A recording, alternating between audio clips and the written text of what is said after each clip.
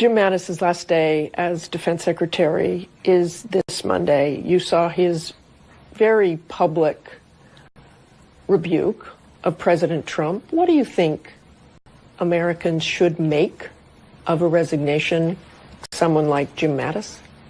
I would guess that Secretary Mattis took a long time agonizing over writing a letter that was as direct about his feelings as that particular letter was. He knew it would be very public and it would make a very strong statement that was much broader than the Syria issue. It was about America's role in the world.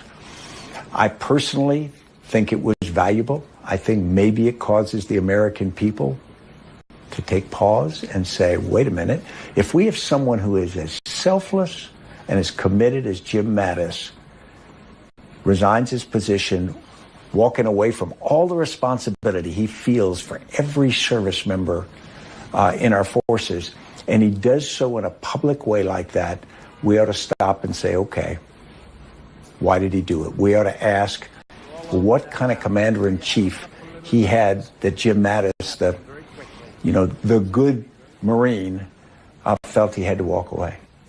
So if someone was asked to be Secretary of Defense right now who you knew, what would you say to that person?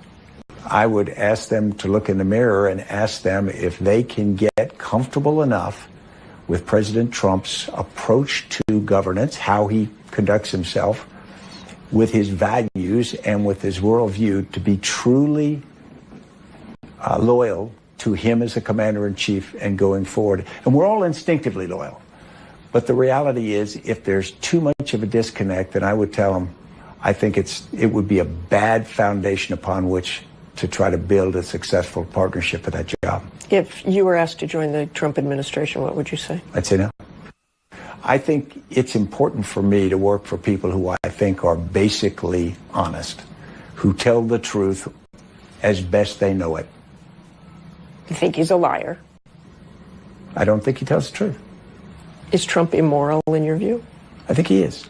What would you say to those Americans then, and there are a lot of them, who support Donald Trump, who say, I like what he's doing, he's shaking things up, I don't care about this other stuff? Yeah, I would say everyone has to make their own judgment. I can't tell any supporter of one politician or another that they are wrong.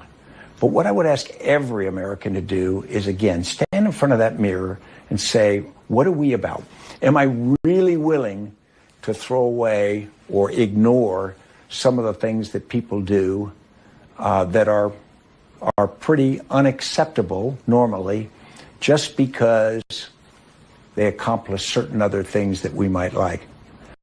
If we want to be governed by someone we wouldn't do a business deal with because their background is so shady, if we're willing to do that, then that's in conflict with who I think we are.